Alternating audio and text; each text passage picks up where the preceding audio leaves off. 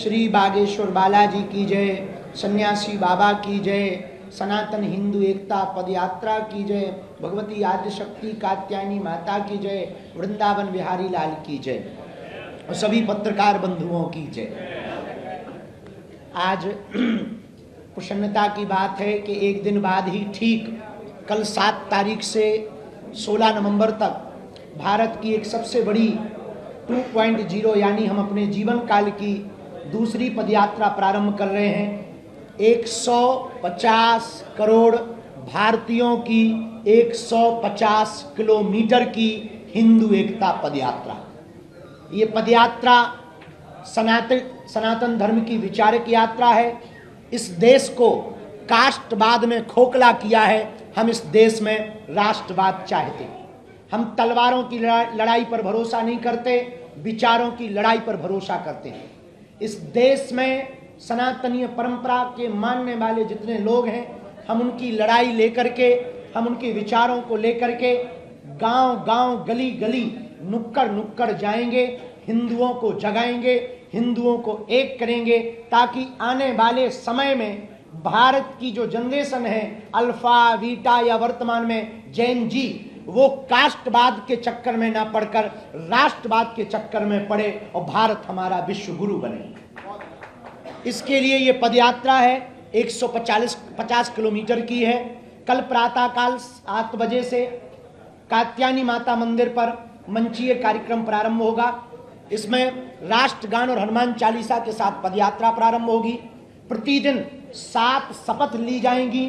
लगभग 40,000 पदयात्री का रजिस्ट्रेशन बागेश्वर धाम पर हो चुका, जो पूरे भारत वर्ष से आ रहे हैं, जगह जगह कोने कोने गली गली से आ रहे हैं। 80 करोड़ हिंदू इस देश में रहते हैं। उन सभी हिंदुओं की लड़ाई हम गांव गांव, गली गली में पहुंचकर लड़ रहे हैं। हमारा उद्देश्य एकमात्र है कि इस देश में हिंदू एकता हो, सनातन एकता हो। हम मुसलमानों के खिलाफ नहीं, हिंदुओं के पक्ष में पदयात्रा कर रहे हैं।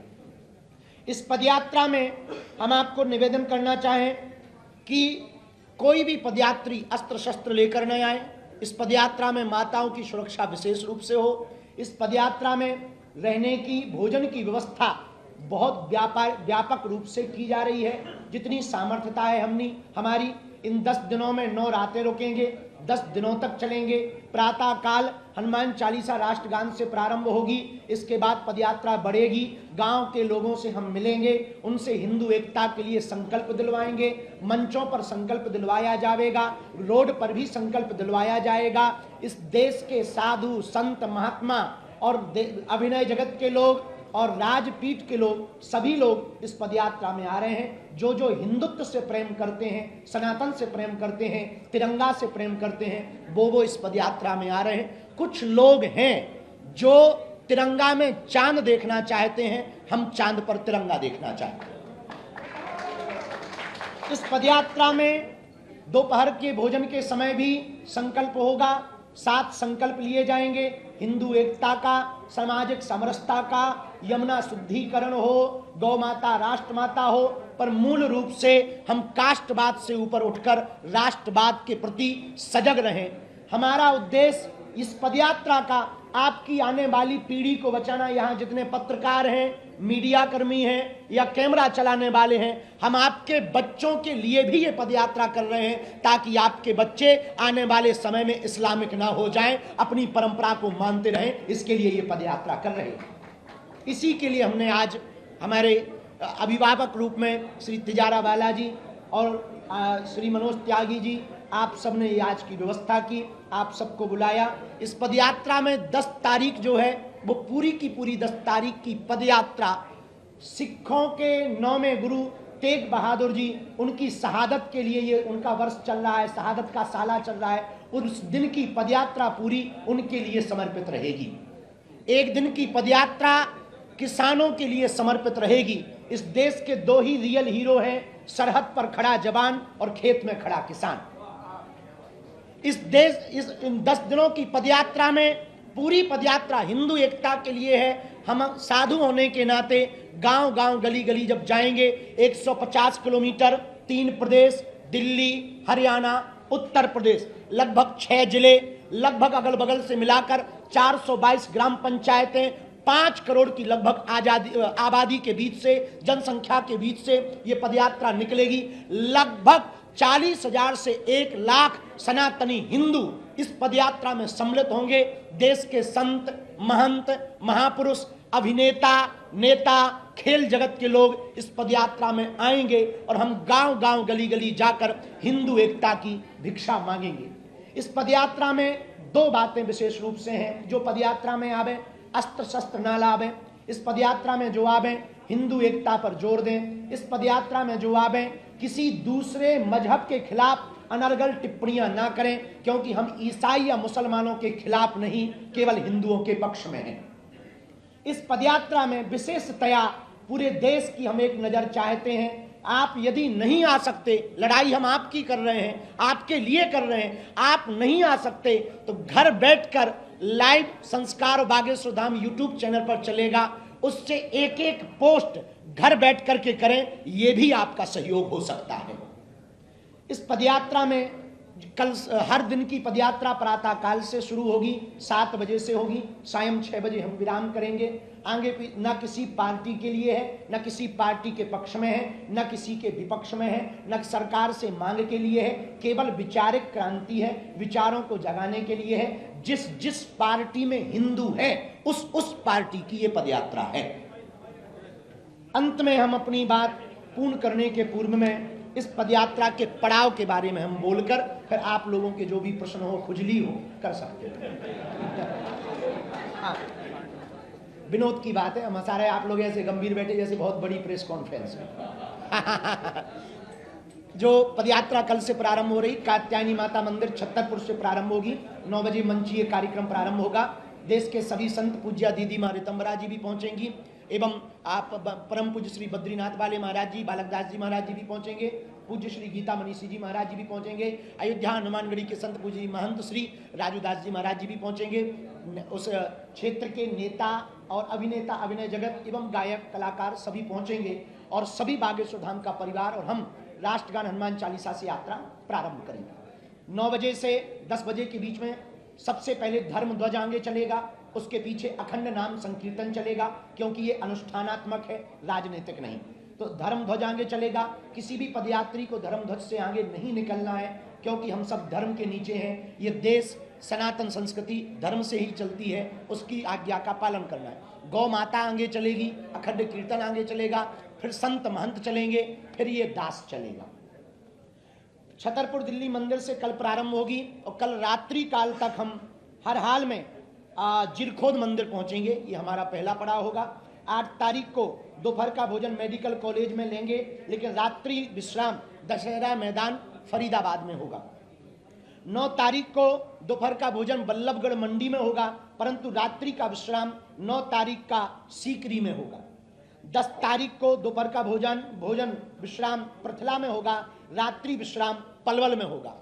जहां जहां भी विश्राम होगा, दोनों जगह मंचीय कार्यक्रम, सांस्कृतिक कार्यक्रमों में जो हमें अभी तक सूचना मिली, वो भारत के प्रसिद्ध गायक विशाल मिश्रा, जुबिन नौटियाल, बी पराग, प्रकाश माली, कन्हैया मित्तल जी और अभिनय जगत के राजपाल यादव, अन्नू अवस्थी जी कानपुर वाले, सभी संत महंत महापुरुष इस पदयात्रा में पहुंच रहे हैं। 10 तारीख को रात्रि विश्राम पलवल में होगा। 11 तारीख को सुबह 7 बजे पदयात्रा प्रारंभ होगी। दोपहर का भोजन प्रसाद विश्राम पलवल शुगर मिल में होगा, परंतु रात्रि विश्राम 11 तारीख का मित्रौल में होगा। 12 तारीख को बंचारी में दोपहर में रुकेंगे, रात्रि विश्राम होडल मंडी में करेंगे। 13 तारीख को कोटवन बॉर्डर सेल्स टैक्स पर दोपहर का विश्राम होगा, रात्रि विश्राम सांस्कृतिक कार्यक्रम कोसी मंडी में होगा। 14 तारीख को बैकमेड इंडस्ट्री कंपनी के सामने दोपहर में रुकेंगे, परंतु रात्रि में गुप्ता रेजिडेंसी में कोसी के आगे रुकेंगे। 15 तारीख को दोपहर का भोजन विश्राम यादव हरियाणा ढाबा के पास होगा, रात्रि विश्राम वृंदावन पहुंचने के पूर्व राधा गोविंद जी मंदिर में होगा। और 16 तारीख वो होगी जो 10 दिन की यह यात्रा, 150 करोड़ भारतीयों की यात्रा, 150 किलोमीटर की यह पदयात्रा, हिंदुओं की एकता की पदयात्रा, सामाजिक समरसता की पदयात्रा 16 तारीख को राधा गोविंद जी मंदिर से प्रारंभ होगी, छठी कला होते हुए श्री बांके बिहारी लाल जी के चरणों में समर्पित होगी। यमुना से यमुना तक की पदयात्रा है, बालाजी का बांके बिहारी से मिलन की पदयात्रा है, हिंदू से हिंदू एकता की पदयात्रा है, माया और शक्ति की नगरी दिल्ली है, माधव की नगरी वृंदावन है, वहां तक की यह पदयात्रा है। इसके बाद जिसके मन में जो भी छोटी मोटी खुजली हो बोले। जाति एक ऐसा मुद्दा है जो बहुत संवेदनशील है। जी, एक प्रश्न, आप जनमानस को समझाएंगे क्या?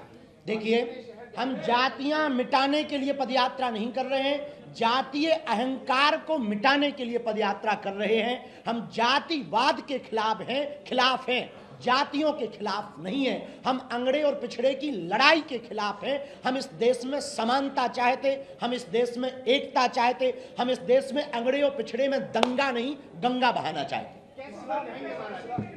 महाराज जी, आपके विचार क्या होंगे? क्या समझाएंगे आप?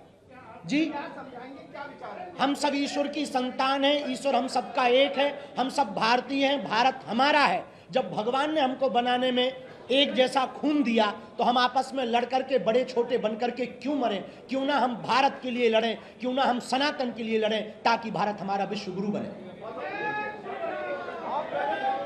इस्लाम बड़ा खतरा है कि इस्लामिक हो सकता है भारत? हमने जी आओ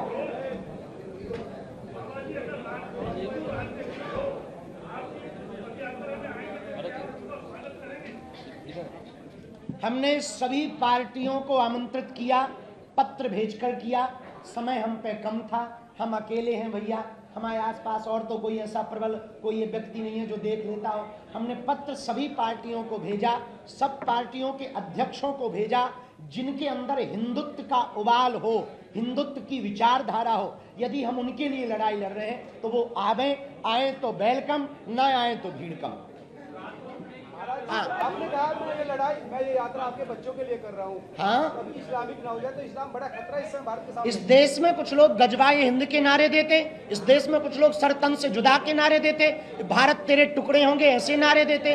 1947 में भारत का एक टुकड़ा पाकिस्तान बना एक विशेष मजहब की मांग पर। जब विशेष मजहब की मांग पर पाकिस्तान बन गया तो शेष बचे हुए हिंदुस्तान को, जहां 80 करोड़ हिंदू रहते हैं, उसे हिंदू राष्ट्र हो जाना चाहिए। ये हम विचारों पर भी चाहते हैं और कागजों पर भी चाहते हैं। एक एक बोलो, थोड़ा आप ऐसे हो जाओ। अगर राजनीतिक कोशिश की गई किसी के द्वारा, अगर किसी के द्वारा राजनीतिकरण करने की कोशिश की गई तो महाराज जी के पास क्या उसका रोल है? देखिए, कोई हमारी पदयात्रा का राजनीतिकरण करे, ये उसकी निजी मानसिक कुंठित संकुचित विचारधारा का प्रतीक है। क्योंकि हम किसी एक पार्टी के नहीं, सभी के हैं। साधु किसी एक का नहीं होता, सबका होता है। जैसे सूर्य सबका है, चंद्रमा सबका है, गंगा सबकी है, वैसे ही सनातन सबका है और हम सनातन के। अरे हम तो बिल्कुल करेंगे, हमें क्या दिक्कत है, तुम लेके आ जाओ। बाबा जी, एक दो आप लोग भी सामने से कर लो। बाबा जी, देखिए, हमने तो पदयात्रा में पत्र भेजा है, धाम की कमेटी के द्वारा भी भेज दिया, एक बालक को भेजा, बाकी मेल कर दिया, जिसमें सभी पार्टियां जो भारत में इस तरफ में बहुत प्रसिद्ध हैं, उन सभी पार्टियों को, चाहे वो सपा हो, बसपा हो, कांग्रेस हो, भाजपा हो, सबको हमने भेजा। बाबा जी, पार्लियामेंट से बनेगा हिंदू राष्ट्र, पदयात्रा से थोड़ी बन पाएगा, कैसे जी? ये इतना बड़ा जो निर्णय है वो पार्लियामेंट ले सकता है। पार्लियामेंट निर्णय ले सकती है, पर जब तक जनता उसको अपनी विचारधारा में नहीं उतारेगी तब तक वह संकल्प पूर्ण नहीं होगा। इसलिए आज तक जितनी पदयात्राएं हुई वो वृंदावन से दिल्ली तक हुई। हम दिल्ली से वृंदावन तक इसलिए जा रहे हैं कि राजपीठ को धर्मपीठ के पास जाना चाहिए, ये हमारा उद्देश्य है। बाबा जी, जनता को आप इसके लिए मैच्योर करेंगे, जनता मांग करेगी, जनता प्रेशर बनाएगी। जनता ही अगर मांग करेगी तो ही हिंदू राष्ट्र। जनता के बिना, समाज के बिना कोई भी संकल्प पूर्ण नहीं हो सकता। हम कागजों की लड़ाई नहीं चाहते, हम कागजों पर हिंदू राष्ट्र नहीं चाहते, विचारों में हिंदू राष्ट्र चाहते हैं। विचारों में हिंदू राष्ट्र हो जाएगा तो पार्लियामेंट में अपने आप हो जाएगा।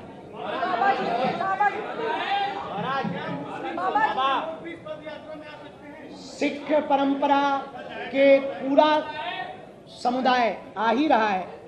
इस्लाम धर्म के कुछ लोग हमारे पास आए कि हम पदयात्रा में आना चाहते हैं। हमने कहा तुम तो घर वापसी भी कर लो, वेलकम टू यू। और वो भी आ रहे हैं, उससे हमें कोई, देखो ये पदयात्रा,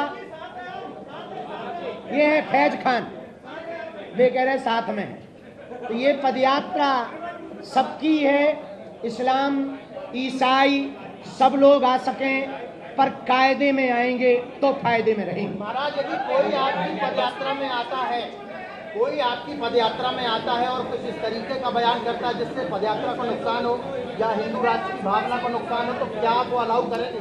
हमारी पदयात्रा में सबको बोलने के लिए नहीं है, आप सब बोलें, पर जो संकल्प के लिए हो रही है वही बोलें। हमें दूसरा भय ये है, कुछ लोग हमारे पदयात्री बनकर दूसरे मजहब के पूजा पाठ के केंद्रों को कोई नुकसान न पहुंचाए, ये हमारी विशेष प्रार्थना पदयात्रियों से तो है ही है, पर प्रशासन से जरूर है कि उस पर नजर रखें। धन्यवाद।